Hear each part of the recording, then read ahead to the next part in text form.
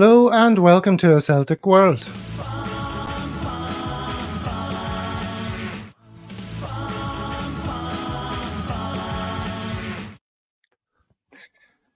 The channel and podcast that celebrates and unites the worldwide fan base of Celtic.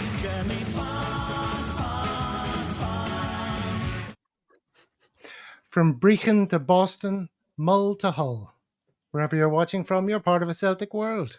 And looking around at each of the windows, joining us for today's happy hour, we have some of the finest contributors on Celtic YouTube.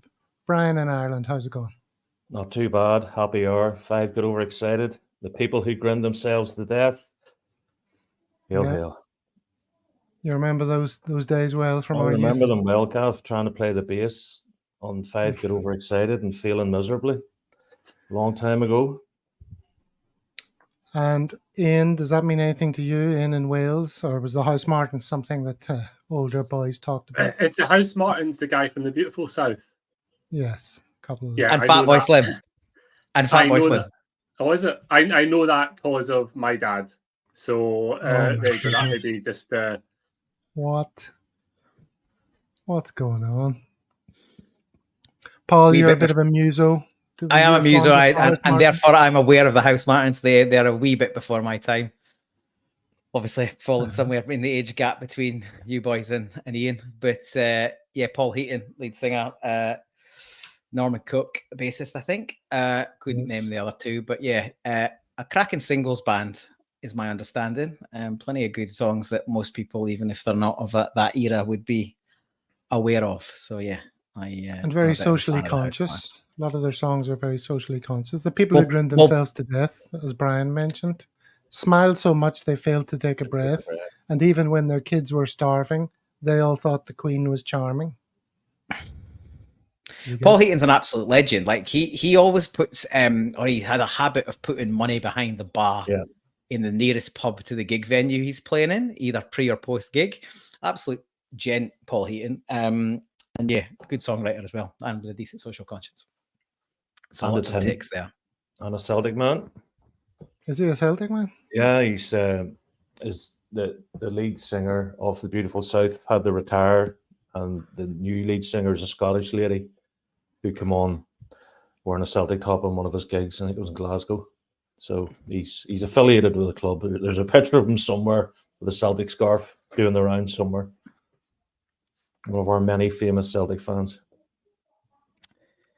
And not to bring the mood down too far, Gav, but I've just spotted Michael Ross's comments. So have I. So maybe not the best of tone for Michael, but look, sad news, and our condolences. Condolences, Michael. I know how that feels within the last couple of years. So sorry to hear that, Michael.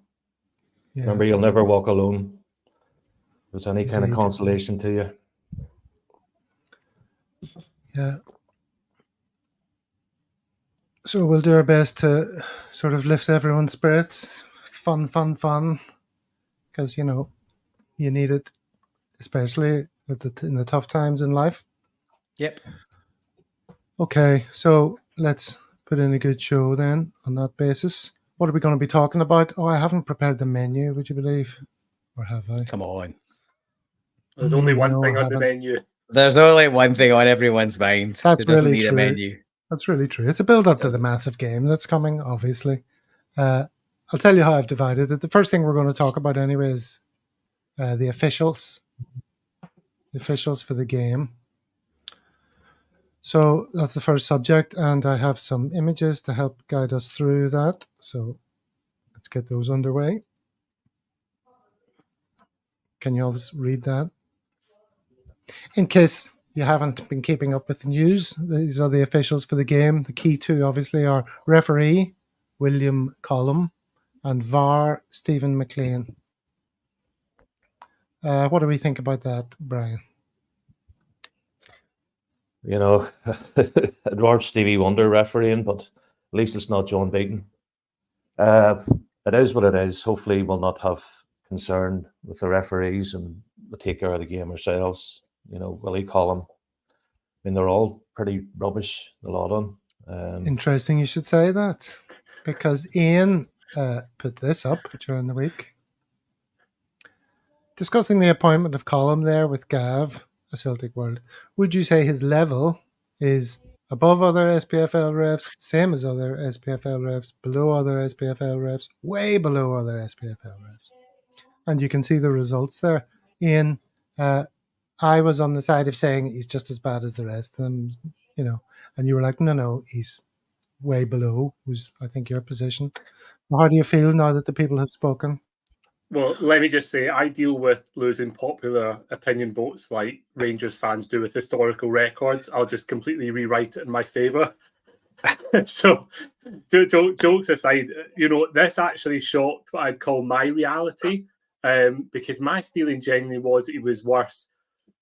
And I think that's based around the fact that he kind of really compensates for his background versus Beaton, who, the likes of Beaton, who just have no issue kind of implementing their bias. So, I mean, you've seen some of the stuff going around, but Rangers last season when he was actually allowed to referee them in the league, because remember, he was not allowed to referee them.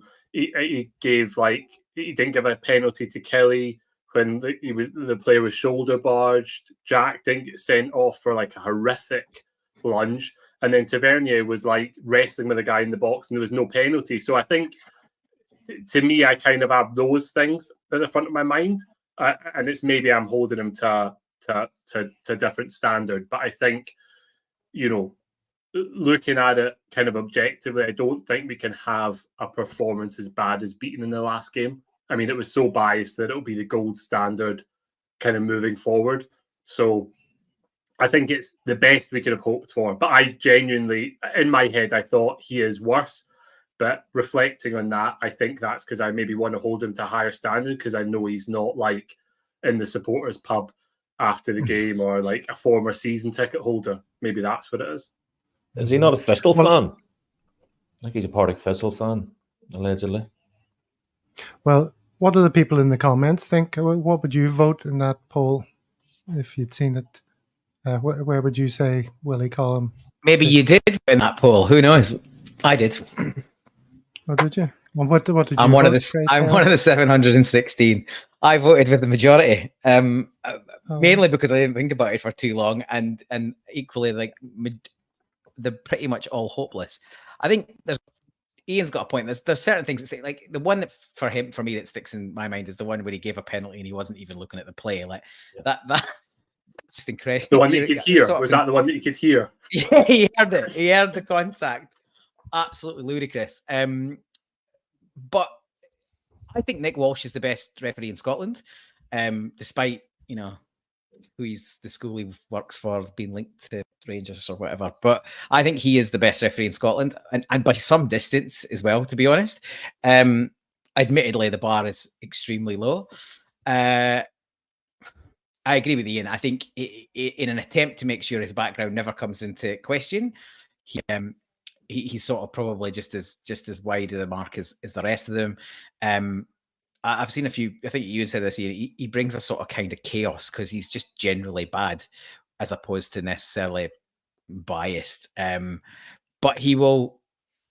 I feel like he will kind of be trying to go out of his way to do nothing controversial. So, in some ways, if he's not trying to lean either direction, that's okay. And my view is, much like it's always been the case, we need to play well enough to take those kind of potential 1%ers, 2%ers completely out of the game.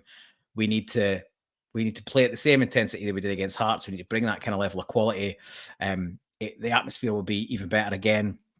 And if we play at that kind of level, I don't think they can live with us. So I think it's if we can come at it from that angle, that we sort of take the referee. Hopefully, we take the referee a bit out of the picture. I agree with that to an extent, but I have watched a couple of the opposition's games over the last couple of weeks, and some of the stuff that they're getting drawn to the monitor for to make a decision, and that's probably the primary concern is Colm. I'm way more concerned about McLean than I am a Colm.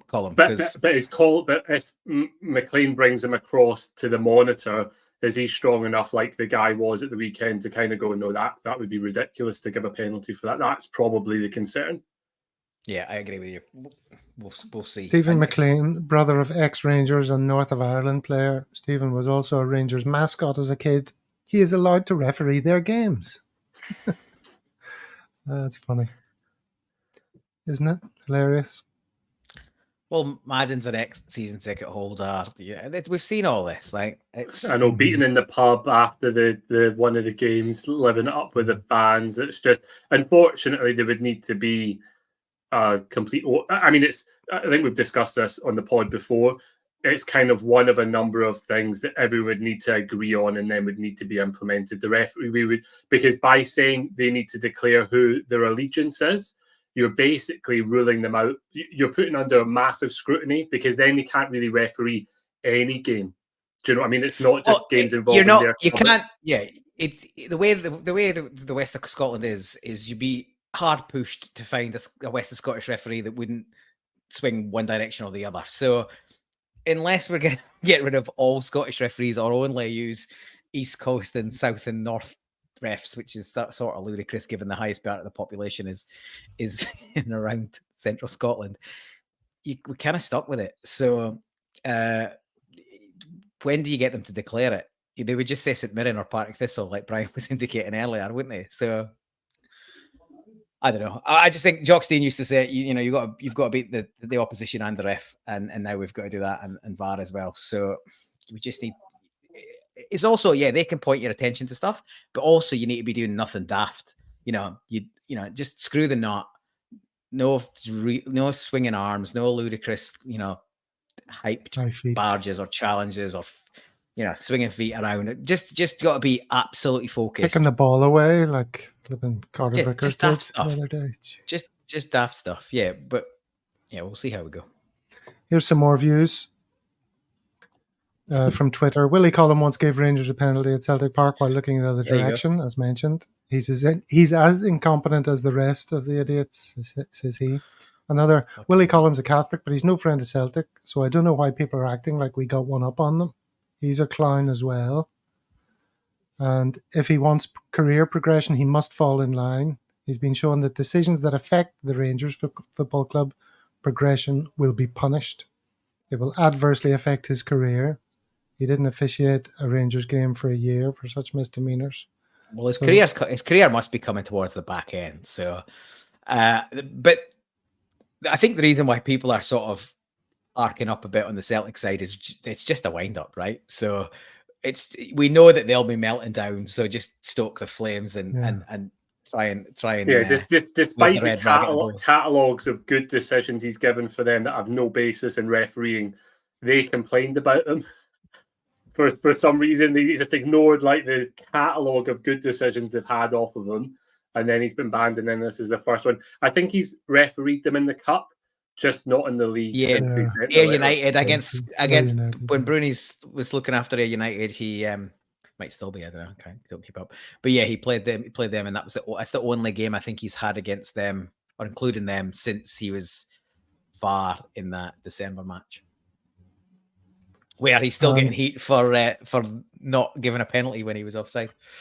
Breaking news: Willie Collum to referee the Glasgow Derby at Parkhead on Saturday. John Beaton ruled out due to away fans not being allowed to attend. Fantastic. There were a few going around like that, yeah. That's a good one. All right, so that's the officials. I mean, ultimately, as you say, we've just got to... That's not really a factor. Certainly, it's something we all talk about, but it's not going to be a factor for the players other than Brendan saying, just don't give the officials any reason, right? That's pretty much it. Now then, Brian, last week on Monday's show, we featured the Cliftonville's Irish Cup victory, which I know you were watching. At the same time, wasn't it? It was a Celtic game. Yeah, I was flicking the Cliftonville game on the phone and the Celtic game on in the background on mute. So I was it's like that, back and forth. But fantastic game. And again, it just shows you what a good referee. I think that referee who refereed the Cliftonville Enfield game is actually going to the Euros. So it just shows you like there's a Northern Ireland referee going to the Euros, but there's not a Scottish referee. I think that guy's going to the Euros. The game's slow, I think you can kind of see Interesting. that. I watched Bayern Munich Real Madrid. I know it's a completely different standard, right? But I watched the Bayern Munich Real Madrid game, and the referee there had such a massive level of control. It was one of the things that I noticed watching it last night. You're just like, wow, it's like this is how a game can be refereed. This is obviously like the elite level, and our referees in Scotland are so far off. There's no one approaching that level of authority, or like even when he added 2 minutes on to the end of the extra time, he's holding his hands up in the stadium to 2 minutes so that everyone knows that that's the additional he's adding on to the additional time, and it just gives everyone that calm and that presence. There's no one that we've got in Scotland that's like that. Here's a point from Plunge McNugget, which is perfectly timed. He says, I take it Cliftonville are Tim's. Well, interestingly, just to reiterate the crossover between Cliftonville and Celtic, I've got a few videos to play here, sent in kindly by Paddy Lavery. Cheers, Paddy. So see if you can spot the Celtic links in these videos.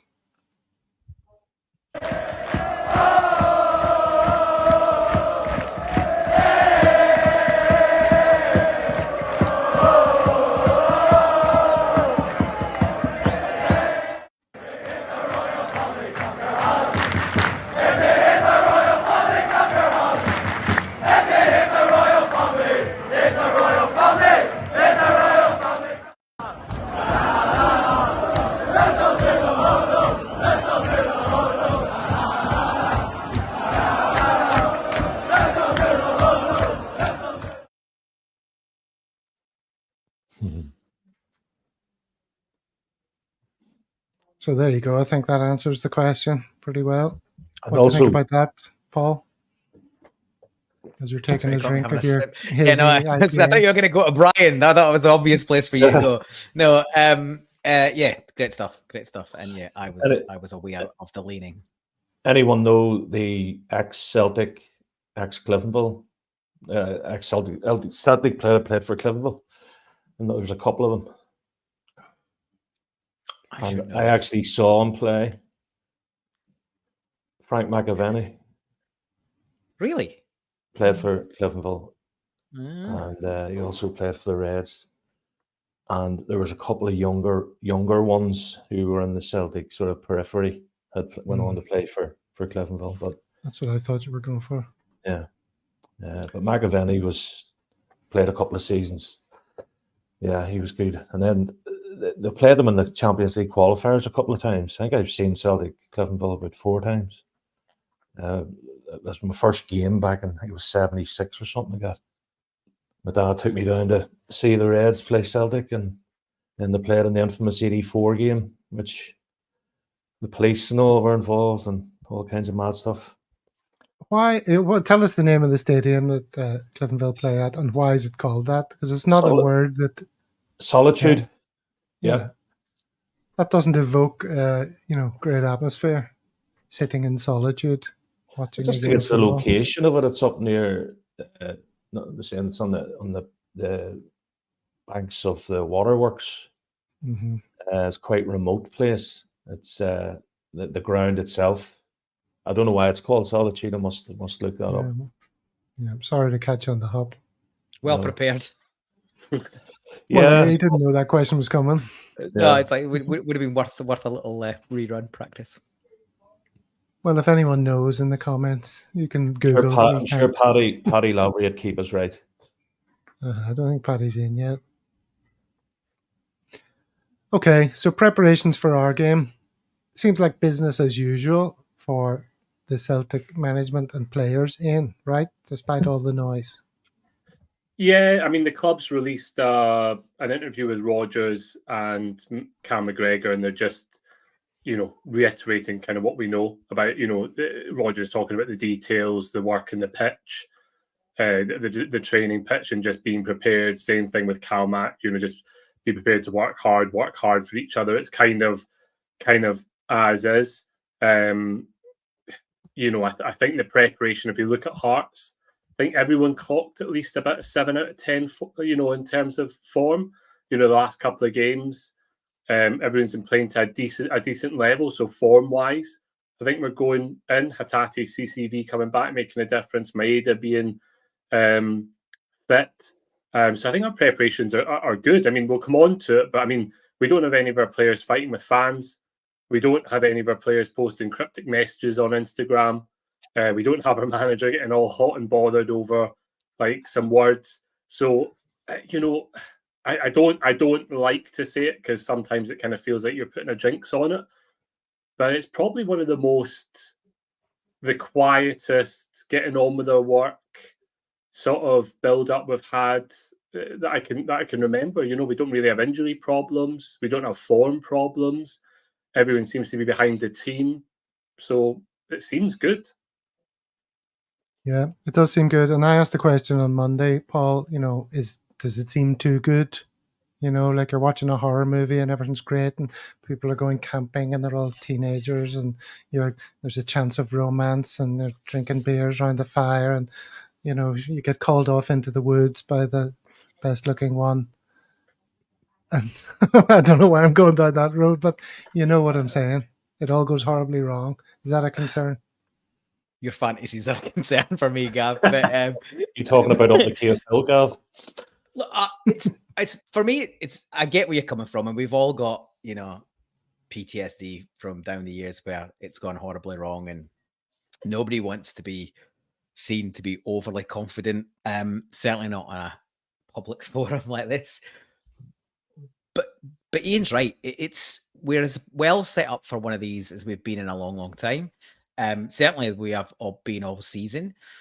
They forget about them, right? Just doesn't matter whether they're in a good place, a bad place, or an indifferent place, and we could speculate on that. But we are in as good a place and as solid a place as we've been all season. We've got a full squad to pick from. We've hit some form. Even the guys that are coming back from injury have had a few games under the belt and start to look up to speed. Carmack's resurgence on the weekend was, to me, Lazarus-like. I thought he was going to be a passenger for the majority of the remainder of the season, and there was something nagging at that injury. And prior to that, I had hoped he could play himself back to some fitness and form, but I'd sort of talked myself out of that. And then lo and behold, he's back at his imperious best. I don't think people have talked about quite how good he was on Saturday, especially where he was coming from, because he was kind of back to where you expect him to be. It seems to have been just sort of brushed over by a lot of people because that's how he should. That's what we're used to seeing. But from where he's come from, remember when he came on in the last derby, and he gave the pass away, and he was all over the place, and he's been poor since then. And then he comes back with an all-action performance. People talking about his second half. I thought he was great first half. It was less obvious, but he was just like breaking up play, little nicking in, winning balls, knocking them off. Nothing complicated, nice and simple. So I just think it's all coming together at the right time. And Ange used to talk a lot about you want to come to the end of the season in peak form. We're sort of doing that, but not by design. It's sort of we've been decimated with injuries as we've gone through the season. We've kind of hung in there against all the odds to some degree, and a lot of people talk about us throwing away a lead. But given what we went through form and injury wise, and Asia Cup and all of that, it's a bit of a kind of minor miracle we're still in the hunt. And we're not just in the hunt, we're now 3 points clear and a chance to basically put it to bed if we win on Saturday. So I think the confidence is sort of well earned and reasonably measured confidence, but I feel like we should be confident going into this game. There's always the chance of an upset. And I read something this week that says, form goes out the windows in the fixture. Well, and the point was that's actually a lot of nonsense. It doesn't often go out. Yes, mad things happen, but majority of the time the team in form and the team that plays better on the day will win the match. And I think we're well set to do that. Okay, very quick aside here, Brian. You know your 80s, 90s hip hop. Who's this referencing? You know my steez. Sorry, Gav. My steez. I don't know. Gangstar has got to be the short shot. Gangstar. Oh, Beastie Boys, right? Yeah. No, Gangstar, isn't it? No. Isn't it Gangstar? I don't know. Anyway, sure shot is Beastie Boys. Well, the white boys have handled that excellently. Well done. Dan will tell us in the comments who he was referencing. That'll be interesting to see. All right, so lineup surprises. Moving on, let's give you something, a softer ball, Brian. Who do you expect to see in the starting lineup? Pretty much everybody that was playing against Hearts. The only thing, maybe I would sacrifice Kuhn and put on Maeda on the left wing and put Jamesy over to the right and just go for broke. Get the game won first 10, 15 minutes. Definitely think Jamesy needs to be on the pitch because he's been fantastic over the last 3-4 weeks. But Dyson's pace scares the bejesus out of them, and his pressing, and Tav Penn won't be able to get anywhere near him. And look what he did the last time from like 20 seconds in. So he would be on the pitch for me. But the team picks itself, it's just those, it's either Kuhn or Maeda for me, and I would have Maeda every day of the week. A lot of people are saying that. Ian, is that likely to be something that Rodgers does? Yeah, I feel that. I feel that's the one decision, right? I think everyone's been playing so well. I mean, Kuhn himself has played well, but I just think, it's one of these weird things that's worked out well. Rodgers throughout the season has talked about James Forrest's quality and stuff like that. He's brought him in the last couple of games. He's scored goals. He's held onto the ball, kept possession well. So I think look, Maeda needs to start because Tavernier is like so scared, is like visibly frightened of him. So I think that's a no-brainer. If Maeda can start, I think he has to start. And then I think in the opposite side, the concern would be that Kuhn maybe has a bit more pace. But I think against someone like, it's probably going to be Barisic or is it Sterling? You've got to fancy that Forrest has got more quality than them in that position. So it's probably what we need. So I think that's the decision. And I don't think anyone is going to be, see if we see the same lineup and it is Forrest in for Kuhn with Maeda back, I don't think anyone's going to complain about it. Just can't see it. I think everyone will say correct decision. Okay, here's a little bit of XG chat from Mahesh. XG form predicted Celtic by 1 against Dundee and 2 against Hearts. Predicting best case Celtic win by 1, yay, or more likely draw. Killie away, equally as tricky as Rangers at home based on data. Yeah, might be a bit, how would we feel about a draw in this game? Can I just say, we all rationalise it and say... See the data though. The data is good. I think CCV and Hatate being back is like, kind of puts that, had they been playing and that was the data, then yes. Yeah. And I think, there was so much discontent with Rodgers, that's gone. I think the data can be skewed. And I think, yes, the data exists and we need to be aware of it. But I think we're in a very different place than any other time in the season. And I take that point. I agree with that point. It's also its form. It seems like it's on an upward trajectory. Like we say, Cal's now back on form and fitness. Hatate's got an extra few games under his belt. All these guys coming back. Maeda, obviously, cameo, unexpected, and now I expect him to start as well. He came flying out of the blocks, and he seems like the guy that I never needs any sort of easement back into being up to speed. He's just back on it 100%. So. Yeah, another week under the belt in the training ground. I agree with Ian. I think Brendan Rodgers will be saying to the players, look, see if you can get a 5-0 here.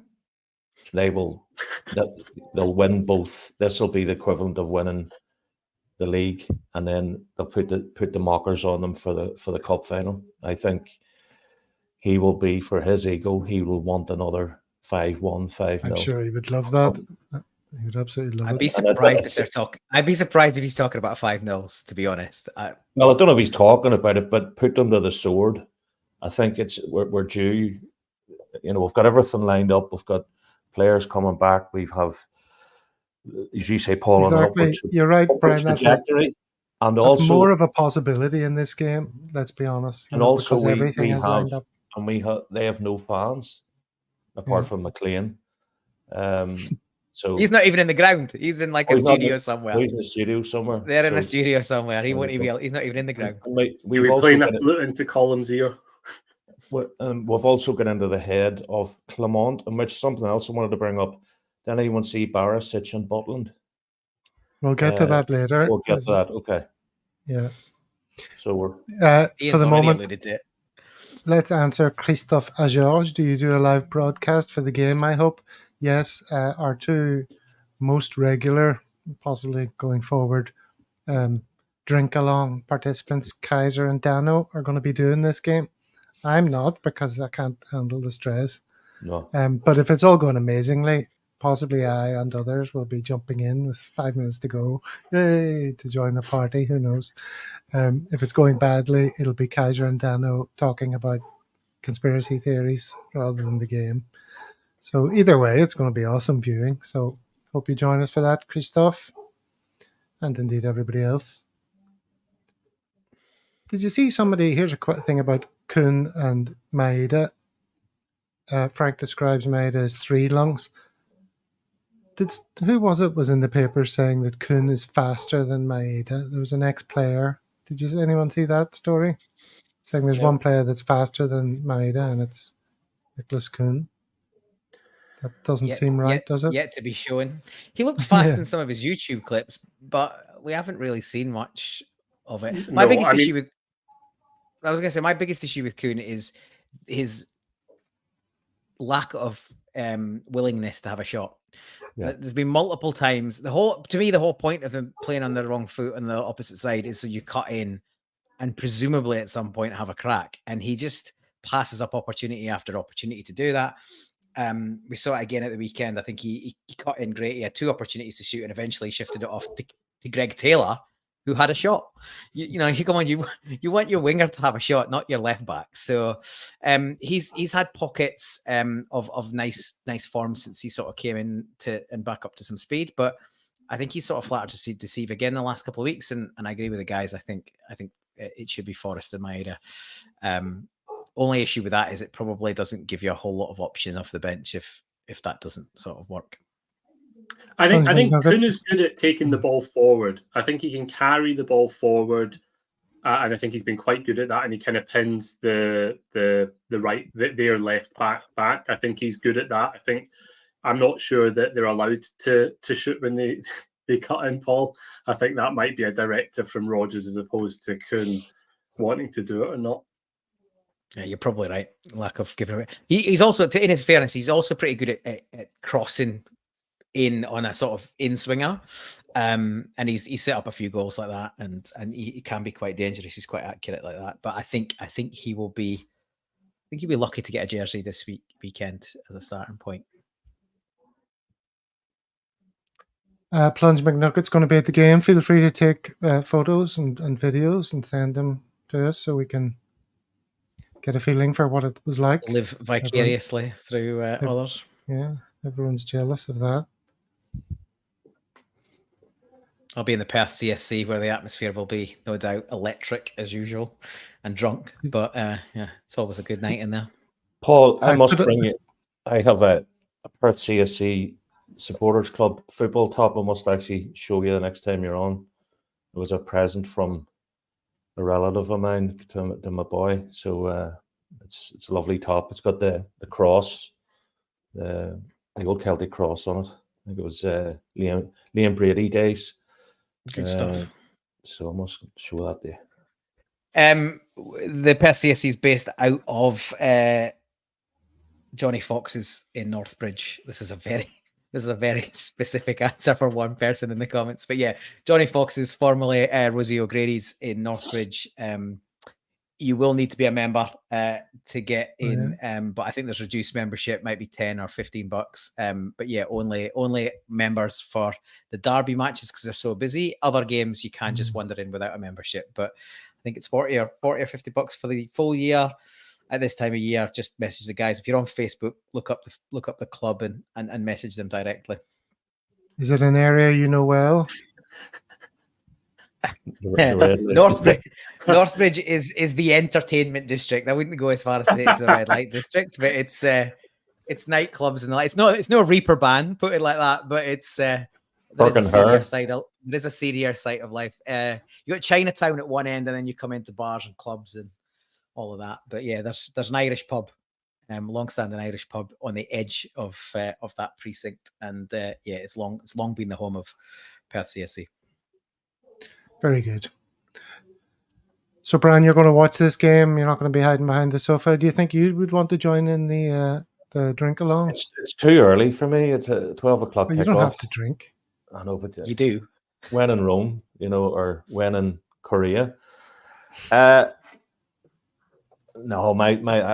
I'll probably watch the game and then update the comments. But the two boys were hilarious. It was fantastic watch. It was probably better than the football. And the week before, when you got me back, Gav, because your stream was a couple of bits, 30 seconds ahead of me, and I didn't know the goal went in. But no, the watch alongs are fabulous. They're fantastic, and I would love to do the watch along for the cup final.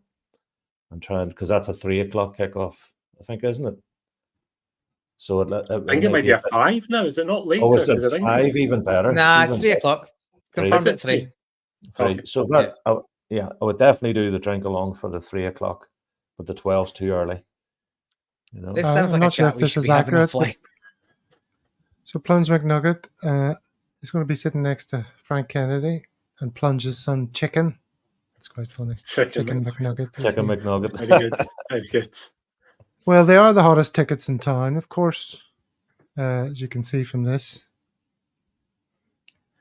I've kept it quiet, but I'm getting married on Saturday and have 2 tickets for the Celtic Rangers game. So if anyone's interested, the wedding is at Glasgow Registry Office Saturday at 1 p.m. She's a lovely girl and her name is Helen. Thank you. Oh, God. As old as the hills, that one. It is, but it's still funny when you Still read funny. it Still funny. the first time. Where's the titter? Yes, indeed. So, what does anybody think about the very start of the game? That's what I'm interested to know. I see a lot of people, historically, they always say, it's straight at them, go for them, right into them, right from the off, smash them. And then other people are saying, if they try and do that, if Rangers try and do that, that'll play totally into our hands. And I see some Rangers people saying, look, we can't do that. We just have to let the game settle down and then, do what we do, sort of thing. So what's anyone expecting? Ian, what are you expecting for the first 5 or 10 minutes? What's this game going to look like? Having watched a couple of their games, I fully expect them to just stink the place out for like 10, 15, 20 minutes. I mean, they are genuinely awful. I mean, I think that this is, we can reflect in the season when it's over, but the fact we're in a title race with a team they're not great. They've got Lundstrom who just basically sits in between their centre backs and they almost play a back 5. They just hoof up the field and hope for something to happen. I mean, I think that's what they'll do. I can't see them coming out to try and attack us because I think that will definitely suit us because I think we've got a bit more, well, not a bit more, but probably got a lot more quality on the ball. So I would expect them just to come, try and keep it tight for those 20 minutes, and I can expect us to just do what we've always done. We just try and get at them from the first whistle. So I think they'll think, let's survive 15, 20 minutes and see where we are. Because as Brian said earlier, the crowd is going to be a big factor. So they want to try and take the sting out of that. And I think they'll do that by stinking the place out. Stinking the place out. I think they'll try that, but they're on a hide into nothing if they try and just sit in and defend. Like, we will come at them. The noise will be electric. That'll just, like, the intensity will just, the players will get all of that.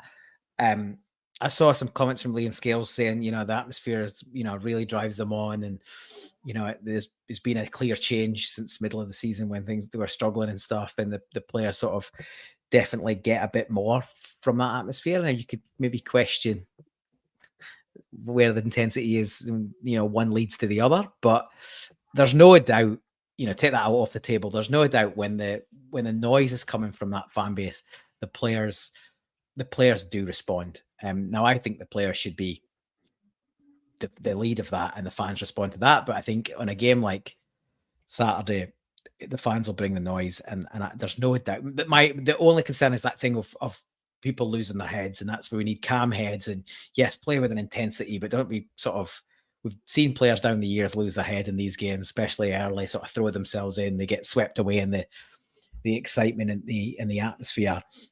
But a natural thing is for us to play a forward game, and it will only be intensified by the atmosphere. And if we bring that, I think they will struggle to live with us. So we obviously scored in 4 minutes.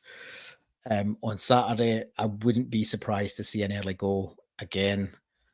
And if that's the case, it's a long afternoon for them. So I don't think they'll come gung-ho, but I think they've got to do more than just sit in and try and withstand it, because the pressure will come on pretty intensely.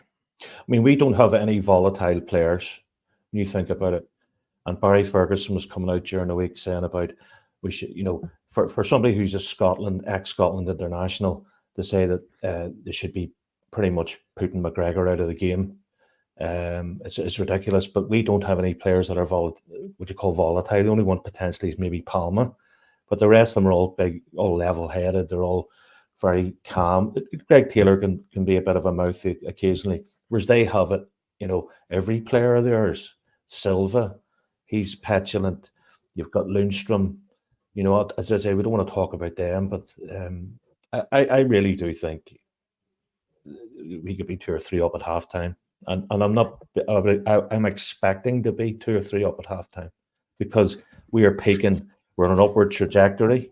We're at home. We've got all these things going. I literally have no nerves for this game. Fine. I want you to text the group at 5 minutes before the game and tell me if that's the same. Because I remember watching games on their hands. You remember it was they scored. I think it was Arfield scored in the first couple of minutes, and I was watching the game, and I said, the neighbour of mine, he says, we'll win this 3-1 or whatever it was. Just trust the process. I'm trusting the players, the manager, the crowd, and even I just think it's ours. Everything's lined up. Joe Hart's playing out of his skin. As Ian says, they're going to stink the place out. Who have they got really? Who's going to come? Who's going to? They couldn't even beat Dundee away. They got chinned by Ross County. When they were expected to win, they're coming. They'll come and they'll get their ass handed to them. Oh. And I think the one thing I would say is the insight to take from, because you talked about Barry Ferguson saying that they need to basically smash Callum McGregor. I think that's actually a good thing, and hopefully Rodgers and the team are aware of it, as Barry Ferguson is very representative of the ethos and mentality of that club. And I wouldn't put it past him to think that for the first 15, 20 minutes, they're going to try and get away with some challenges. And I would hope Rodgers is saying to him, I know we don't do it, and I think it's probably one of our biggest bugbears. The players don't make a meal out of some of the terrible, terrible challenges we're on the end of. But I think when we're at home with a partisan crowd, I think we would be wise if we have a couple of those sort of challenges early doors, especially when we know that your man Silva is going to be blooming entering the Olympic diving qualifications on the day, that we need to kind of have a bit of that in our minds as well. Yeah, I'm seeing some good comments here. I could ask you to keep the comments nice and polite. No personal attacks will be tolerated. I just want to show you a little something here. This is a tweet from Stephen. CFC88 Edits on TikTok has done a Kyogo video with my mate's song, and it's fucking class. Would you like to see that? Love to see it. Well, Love to see it.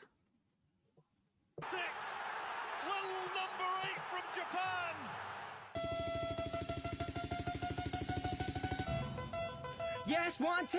I'm in the microphone to get ready. Microphone gonna make it move. It's empty, tiny MCA. Coming no strong up with the 5, 4, 3 to the fucking 1. Hit you like a moving bullet. See that trigger, then I pull it millisecond, and you're dead. And now the floor is covering red. Your body shaking, life is taking. You will never reawaken. While moving, now you're dead. And most his body covered in lead. MCA and MC tiny on the MIC. Well, back to back, we're B2B. We're from the RCJ. We're from the RCJ. We're simply fucking neds. You can't get my lyrics out your fucking head. You can't get them out your head. It's too hard to forget. So when I travel to the brain, you tend not to forget the lyrics, the flow, the whole damn tune. Yes, I'm stoned. I'm sky high like rocket on the moon. All you ravers ought to know that you rock it every It makes me proud, makes me wanna rock this trap. So this one goes out to you. Some are loathing, some are new, but I love you all the same. To one view, I witness K. Started off with this MCS, MC fucking A. I roam the streets of Calton, yes, every fucking day. Getting up to mischief and getting super high. MCA and MC Tiny, minute mic with the car my life. It started off like every day. Tiny met the MCA, marijuana was the key. Run the sheds, you sucker baby, walk around for heavy hours. Dairy monks, a bunch of cowards. Just stay for the Calton, men we go sleep, they start to Derby Day is Kyogo Day! This has been a CFC 88 Edits production.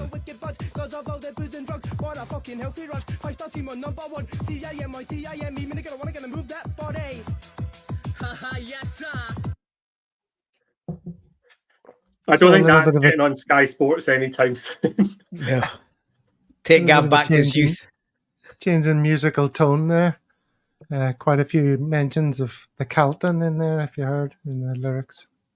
I didn't think this would be Robert's kind of thing, but Robert says he finds it very uplifting. Just imagine him bouncing around the room with that. Bit of jungle. I enjoyed that. I have to say I did enjoy that. It's nice, isn't it? It's nice on occasion. I tell you, Scott Brown would enjoy that sort of music. That's his taste, isn't it? Scott Brown always liked That's right. things in that vein. A bit of Scooter as well. He likes Scooter, doesn't he? Old school rave. Okay. Were you an very old good. school raver? Were you an old school raver, Gav, when you had hair? Well, you know, early 90s, student, south of England, driving Dabbled. about looking for venues. Looking for fields. Looking for It's fields. got to be around here somewhere. Again, a bit before my time, but I thought it would be up your street or hedgerow. Yeah, back in the day, you know, it was good. You ever see those things on YouTube? You can find the old footage and the old music of people at raves, and like it looks so ridiculous. Looking at people at raves decades later, and you know, the experience they're having is so completely different from the one you're having, and the fashions and all of that, and the sweat, and it doesn't look that nice, but it was absolutely amazing for them. 90s at the is time. back. You know that. 90s is back. Fashions are all. Every time I turn around, I'm like, oh, I had that 20 years ago. I'm still wearing the same stuff, Paul. So you'll be right back in fashion then, Brian. You'll be fine. back in fashion. I'm trying to get myself a pair of George Cox creepers. You know, the pointy DMs, Gav. We used to wear in Mhm. school. Sure. In the late 80s. About 300 quid a pair. But yeah. Should have kept your old ones, mate. Should have kept your old ones. You know, they're probably still walking about some. There's Yeah. Kaiser says the vibe was amazing and everyone was cuddling for some reason. Yeah, you would make such brilliant friendships with like these really dodgy looking geezers from Essex and things. Be the best mate for a couple or hours. the Shankill Road. Well, I never went to raves in that part of town. But, Well, it was Strange City Love Hall. the Also. That Doctor. could have helped the peace process, eh? Part of the priest process, yeah. Strange Love the Doctor loved raving, but as a metalhead, it was really just the atmosphere. The music sucked, but the people were fantastic. I mean, but the music suited what was happening, you know. Slayer wouldn't have done the business at a time like that, would they? I don't know. Do you ever dropped any to Slayer? I haven't. No. I'm sure somebody's No. tried to. No, nothing like that. Anyway, oh, there's my dog barking. And he's upstairs. Right, let's move it on. You said we didn't want to talk about them, but we're about to talk about them for the next few minutes. Philippe Clement crying about disrespect in. Yeah, I mean, it's a wild one, this one. Isn't it? I mean, Beale came in, and we all knew he was a clown. He was kind of like, you know, Gerrard operating with half a brain and none of the media training. And then GVB came in, and we look back, and that's probably why he got the bullet, because he was, you know, a bit of a decent guy. He wasn't like battle fever drunk. And then Clement, when he came in, a lot of people, and I think myself included, thought he was more like Van Bronckhorst than Beale. But as time has ticked on, and particularly I think the change was when they got the advantage, he's just started to embarrass himself more and more. I mean, I've said it before, but I'm sure there's some sort of training program that they have them on there that is just like, right, this is what the dense support that we have will lap up, just keep on doing it. I mean, Rodgers said a version of do the hard work in the training pitch, and then they want the players to go out there and enjoy playing their football. That's basically what Rodgers has said, been said 1,000 times before. But I think someone called him Yap Bam, which I thought was good. Big Yap Bam is just taken like a perfectly normal thing, and he's just gone mental with it. So he's it's wild, but we are where we are, and I think it's just one of, I think you'll go on to talk about it, Gav, one of a number of things that has just seen the build up. It's just been a bit derailed for them. but I don't know what he's on about. Yeah, Well, Bam's right up there with Baltimore. That's an absolute belter. We haven't touched on lookalikes this week, Gav. Do you think if you put glasses on Baltimore, you could be a lookalike for him as well? No way. So moving on, what do you think about the story I about think Alex you're back Ray? off. Alex Ray apparently fighting with Silva. Think there's any truth in that? Who knows? No, I mean that's one of those classic ones, isn't it? I mean, thing is, Alex Ray is definitely stupid enough to do that. But let's just say he's definitely that sort of character that he would fight and try and derail, make it all about himself because he's got not a lot going on up top. But I can't see it. I think that's one of the wind ups. You would. Yeah, he's not going... I agree, but you would expect somebody to pull Silva in line for his nonsense after his goal, like the whole chat sharp nonsense. But fisticuffs. I don't think that's in that squad though. I mean, we'll talk about Cantwell's post and we'll talk about Butler and stuff like that. I think systematically throughout that team, I just don't think they've got good characters, or they don't have the sort of like staunch, dignified characters. They don't have any leaders, Ian. Hold on. Are you suggesting, Ian, that Alex Ray isn't a dignified character? If you don't shut the fuck up, I'm going to leather you, you cunt. You're representing our club, our great club. Do Rangers proud. Oh, fantastic. Well timed that. But there's no leaders in their team. We're a team full of leaders.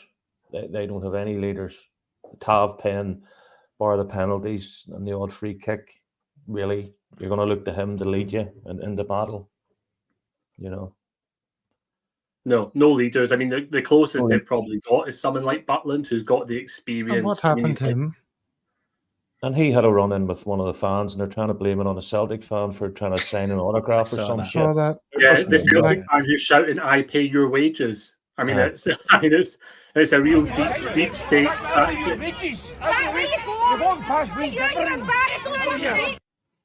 You think about it.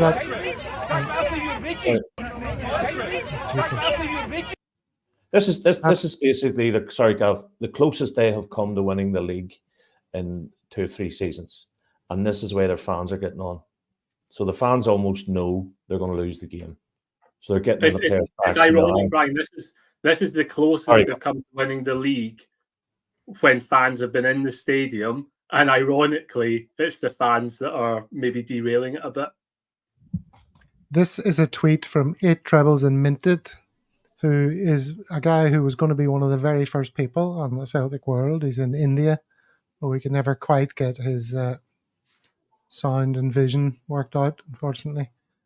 But yeah, people shouting at him, "I pay your wages," which is hilarious. And also, "You're an embarrassment." They're shouting to Jack Butland. I mean, why are they giving him... What? He had to leave an event early or something, and they were giving him grief over it. And they're saying that it's an undercover Rangers fan, Celtic fan, who's at the root of this. The problem with that is you can pick out like so many countless examples of their fans doing this. I mean, do you remember there was one season where they were like chasing the players after their players' dinner and all fighting outside? Remember a big gang of the Onion Bears went to go and like try and attack the players at the dinner? I mean, it's just, there's riddled with examples. I mean, if it's Celtic fans doing it, I mean, I've got to give them the biggest round of applause because they are doing a fantastic job at consistently undermining that support. I mean, have we got guys in there making those tifos that look like blooming QR codes? I mean... Oh, sorry. I'm looking at the comments here, looking at which ones to pick out. Didn't expect the conversation to stop. Did you see the Barisic one? Gav, are you going to go on to that? I don't have the Barisic one, but yeah, tell us about that. Basically, they're coming out. Players are coming out at after the game that they won against Kilmarnock, and Barisic, one of the players shouted something at Barisic, and he actually went for him. I'm not too sure if he smacked him, but he pushed him, I think, in the chest. Pushed him. I sent it into the group, but that's how they're getting ready for the big game. Look at how our preparations on the coach and the pitch and bringing it onto onto the park. A bird can't fly in a cage. Honestly, can't What's well. that from, Just Paul? That's a lyric. A bird can't fly in a cage. It's Is not. this Joey Barton? Is he the new Joey Barton now? I don't think the thing is, people are going, "Oh, it's a cryptic message." I don't think not he's very got cryptic. enough going on up there to Nah, he hasn't. be cryptic. I think he's probably been like, "Oh, listen to song, post song lyric. Oh, Todd, do well." I mean, that's kind of his inner monologue. I've never actually heard him speak, but that's kind of how I think it is. Todd, do good today. Pat on back. No, That's kind come of how on. I think he speaks. Surely this is a come and get me plea. You're not thinking? Is that not No, I like don't a think he's creative smart enough. midfield maestro like me needs to be given the freedom of the park to run the I show? don't think I just Come and don't think he's release me smart from enough. these shackles. The body of evidence suggests that he's another dighted, deluded. Would you It's could you imagine Palma, who hasn't been getting a game through injury and through inconsistency, coming out like Sead Haksabanovic did and said, if you're not appreciated, maybe you should look pastures elsewhere. I mean, there are two or three games. Many games are left? 3 or 2. You know, you'd be saying that if you're managing Rangers, going, right, lads, 4 see including that fucking social media, get off that, you know what I mean? And he's coming out saying, oh, I need to have the freedom of the pitch. He's a clown. The other stuff. They've not clamped him for years. He's been doing it for years. I mean, bear in mind, this is the guy that when they went, like, I think it was 9 points behind under one of Ange's season, he scored the next game against St. Mirren and he's banging out the griddy doing that. And you're like, it's mad. I'm just saying, stop talking in your proper voice. It's annoying. That's pretty funny. Do we want to mention this briefly? Happy to give Paul. my tuppence worth on it. Yes, go on. People are having a meltdown in standard fashion, usual suspects across social media. There's not a chance. Well, hang on. Question myself. There's a very small chance that this is an attempt to be our first choice keeper, if it's indeed even true. Stephen McGowan's reasonably well connected. We need 2 goalkeepers, and we need to up our Scottish quotient. So it sort of makes sense that we have a Scottish goalkeeper better than Bain as his backup. There's a separate discussion: is Liam Kelly good enough to be that? I'm not really. I don't really want to get into the nitty gritty on that. Don't know him well enough. The most I've seen him recently is how long he wasted time when they played at our place. But he would fit the profile of a backup goalkeeper for Celtic. If that's actually who we expect to replace Hart, then we've got deep problems. But I don't think that that's the case. We do need 2 keepers. Be somebody of that profile. If not him, then a similar ilk to be a number 2 because Bain's not at it. And yeah, we need to spend proper money on a decent goalkeeper that's going to be first pick. And as I've said before, and I think others have, Hart, whilst he's not been everybody's cup of tea, he has come on to some form. He'll be a big person to replace in that dressing room, both on and off the park, arguably even more off the park than on. But it takes a special kind of goalkeeper to sit in regular game after game after game after game and only have maybe 1 shot on target, and you've got to save it, and that could be the difference. So it's not an easy role to fill, and I don't think it'll be Liam Kelly as a long-term replacement, but I wouldn't be surprised to see somebody of his ilk, if not him, become the second choice. Just a quick note to say 423 people watching. Awesome. That's a good, healthy number. Obviously, many of those come from Ian's fertile Twitter account, where there are many people tuning in to hear every utterance from Gastro Celtic. So welcome to all of those. If you haven't already and you'd like more of this, even when Ian isn't on, you can, of course, subscribe. No interest when Ian's not on. I would worry if you wanted the ones that followed me, to be honest with you. Ian, take all comers. Take all comers. I loved your air fryer recommendations. Oh, my gnocchi in the air fryer, I'm telling you. Gnocchi in the air fryer. Fantastic. Game changer. If anyone in the comments, if you've got an air fryer and you like gnocchi, get it in the air fryer. I'm telling you, it's very good. So just to reiterate that point, I love a Celtic world. If I haven't subscribed yet, I am gonna do it right now. Woohoo! Woohoo indeed. Well, we're on the hour already, so we better move it on to Celtic social media choices. Paul, you're up first. Oh, jolly good. So this was Celtic posted this, but I'd seen a lot of talk about this individual across Twitter for a few days. It's a guy called John Attenborough. He is visually impaired, and this is his trusty dog. And he's got a challenge to get to all 42 SPFL grounds as quickly as he can. And he's been bigging up Celtic because I think we were certainly the first in the women's game to introduce commentary to help partially sighted or non-sighted individuals inside the ground. We're doing that at the home women's games at Airdrie as well. I just thought, quite some time ago, I tried to bring some lightness and some feel-good stuff, and some of that has disappeared over the months. But I thought this was a really good story. It sort of appeared it's between this week and last week, but it probably over the weekend. But I thought it was worth sharing. And fair play to John Attenborough. I think he's built himself a decent following, and we're all behind you, mate. Keep going to those grounds and enjoying the game. It's to me, it seems sort of crazy that football's such a visual thing, but amazing that people can get more out of the game by somebody describing it in their ear, and obviously they get to be in the ground and enjoy the atmosphere. So fair play to you, John, and we're all supporting you, and we'll give you a little bump on the socials as well. Indeed, fair play, and fair play to CH watching from Japan, loving the show. That's great. Konnichiwa. Yes, the Japan shirt is being represented. Very good. Mine is coming up. Sorry? I'm not fluent in Japanese, however, in case that was under question. Did that come up in the chat? No, it's just my little aside. I don't think we need to go on the head of recruitment news. We're already over the hour, and we're into the Celtic social. So this next one coming up is from an account called Made a Meal of That. It's James Forrest warming up for the Glasgow Derby. Don't know if any of you saw this, but Kaiser suggested this one, and I'd already chosen it. It's quite funny.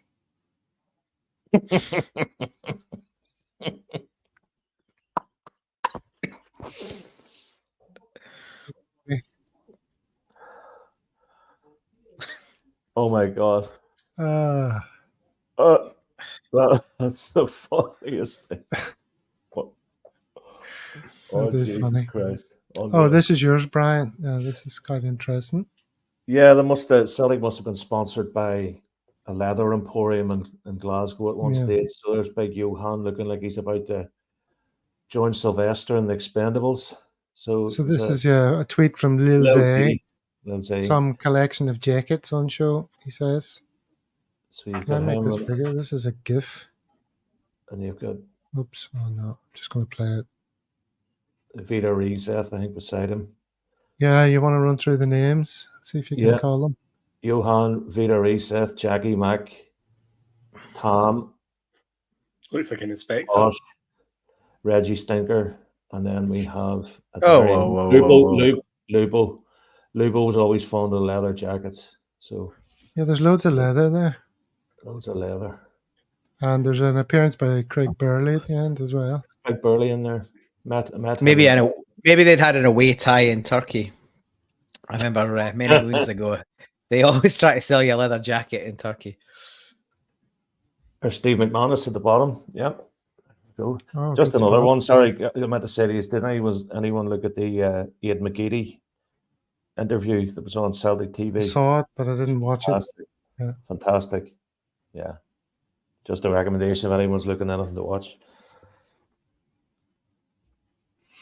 Very, very good. Well, this is it. Oh my goodness, this is the last time the people of a Celtic world come together before the big game. Unless, of course, you do go to the watch-along, drink-along. Ian, Paul, do you think there's any chance of you dropping in? Unlikely. Like I say, I'll be in Perth CSC, and I'll be drinking along, but I doubt I'll be popping in. I'll be basically I get rid of my nerves for Derby Day by going out quite early, drinking, and then it's 7:30 p.m. by the time the game comes on. So it seems to take the edge off. So that's my preferred option. if it's a positive result, there might be a call in from the South Wales CSC. Whether or not you'll be able to hear me or make any sense out of it is another matter. If it goes the opposite way, it's radio silence and for about 10 days. It won't go the opposite way. I don't know what sort of sway you've got down in Johnny Fox's, Paul, but Very, Kaiser's very little, and us on the big I screen. doubt that would be high on the agenda, to be honest. Every That'll screen will get the be on blood the game. pumping. 5 minutes before kickoff, seeing Kaiser and Dano. We'll have live. Drinking. We'll have live music with the usual type of tunes that get the blood pumping before the game. The drink along, obscure as it will be, is not going to be high on the agenda, unfortunately. Thy will be done. See you next week when we're champions, says Mr. McMillan. I mean, that is within the range of possible outcomes. Well, certainly by next Thursday, we should hopefully be done and dusted. Yeah, I think 4-1 Paul Hogan. Ian's getting stressed. There's 2 games. Get the points in the bag. It's I don't know if you're doing predictions, Gav, but 2-1 or 2-2 for me. 2-1 or 2-2. 2-2. Yeah, I'm telling you, that VAR and column, like that's the factor. So you can't plan for it. If it was that referee from the Champions League last night, I'd be saying, I like maybe like 3-1. But I just think no, it's 2-1, 2-2 for me. What score do I think is going to be? I think they're definitely going to score.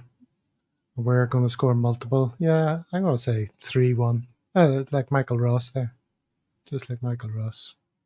Anybody else want to weigh in, Paul? 4-1 to the champions. 4-1. Couple of 5-0s here. I agree with Paul, 4-1. Jeez, oh man, come on. What's Pete McGee referencing there? Desmond, 2-2. 2-2. Look, put it this way: we were well in control until Silva took that dive and they gave a ridiculous penalty. I mean, that's the concern for me. I mean, it's like, if that sort of thing wasn't a strong possibility of happening, I might be as confident. But I just think that's the leveler, the referee and the VAR. Hamden in the sun. Remember, Geyser's getting the haircut now, so don't forget the brendanrodgers. He's getting the. Oh yeah, Kaiser. He's not forgotten. He's not forgotten. Don't worry. Apparently, we've all to get a number 1 all over if we win the double in honour of you, Gav. I'm never doing that. No, I mean, I'm not letting my hair grow to a number 1. No way. I would happily do number 1. Yeah. All right, some a wide variety of score lines there. Be fascinating to see what happens.